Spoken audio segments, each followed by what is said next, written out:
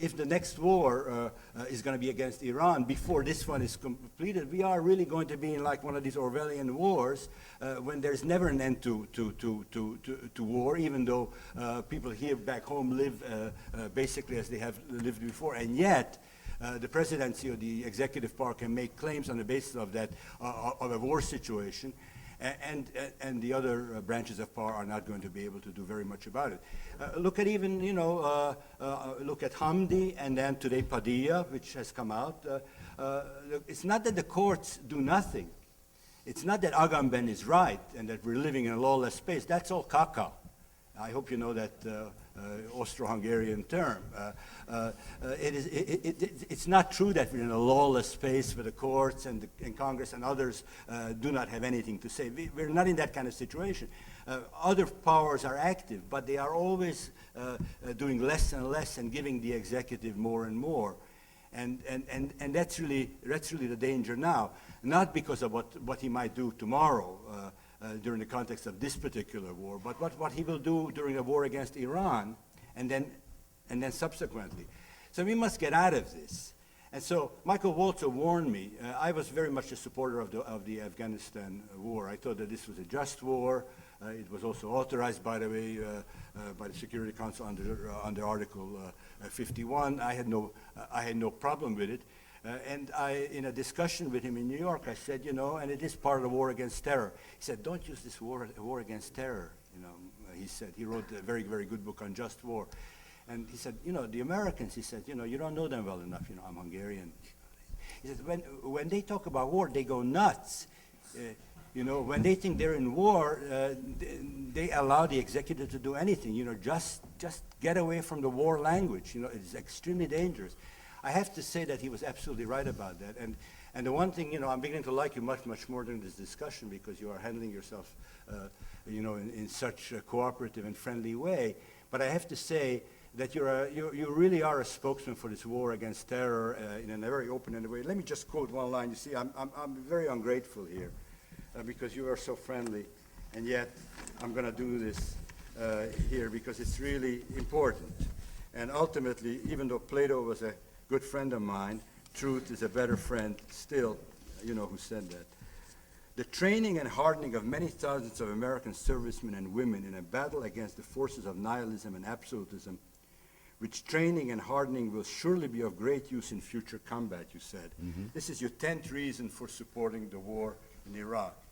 So you are getting ready for a war of civilizations. Absolutely. You are getting ready. Better be ready for it. But then you got to be ready for dictatorship in the United States. That's the problem. No, I think not. I think that's the problem. Well, does this call on me at all? You should talk, yeah. I think so. All right, so I'm going to ask you to briefly... I have a reputation for politesse now to uphold. No, he should do it. No, it would be unfair if you could not. Yeah, I'm just going to ask you to quickly respond to each other, so maybe we can take a couple questions from the audience. So, Christopher. Oh, well, I don't want to trespass on their time, but yes, I've had the sense for a long time, since approximately the time of the Ayatollah Khomeini's fatwa against Salman Rushdie, when I began to take a serious interest in this, but sometime before. I've had the very strong and pervading sense that there is a clash of civilization impending, and probably that it's begun. And that the period I liked least was the time when they knew they were fighting it and we did not, which is the reason why I have to say I wasn't sure whether to feel ashamed or not, but I felt a vague but distinct sense of exultation on September the 11th. I thought, well, that period is over at any rate. And yes, I believe that it's enough to be at war and to recognize that we are, and to be training people to fight it harder and carry it to the enemy and press it home to victory. We are going to need the bitter experience of Iraq. Very soon, I would say the case I've nominated is Nigeria, where the forces of al-Qaeda and its allies are already working to bring about a civil war in another oil-rich, nearly failed, nearly rogue state. And they're making great strides towards imposing a civil war on a country that's more or less evenly split between Islam and Christianity. There will be other target countries. Indonesia is clearly one. We're going to need all the ruthlessness we can acquire. We're going to need to be training really hard people. And I don't believe for one instant, I talk to these guys at West Point and elsewhere, they're the least bit interested in a dictatorship. They do what they do to defend democracy. There will always be times in time of war when the government tries to, as it were, to coin a phrase, take liberties, but we must be vigilant about that too, and there's no contradiction at all in that. I'm actually a plaintiff in the suit of the American Civil Liberties Union against the Justice Department and the National Security Agency on the wiretapping. And I can do that perfectly happily while supporting and trying to recruit support for what is a war that has been forced upon us. It's not escapable. It's not a war of choice, as some people have falsely told you. It was a war that was inevitable and in our future and was being brought to our very soil before we realized that this was the case. Saddam Hussein welcomed and greeted and sheltered the man who mixed the chemicals that blew up the World Trade Center in 1993. Nobody did anything. He paid no price for that. He tried to kill a former president of the United States on a visit to Kuwait, paid no price for it. Encouraged and cheered on people who committed all kinds of other atrocities, sheltered the people who were fleeing from Afghanistan, as did in many cases the Iranian government. One by embassies blown up, war vessels attacked and torpedoed in ports we thought were friendly. No wake up, no wake up. People thought maybe if we don't think it's a war, there won't be one.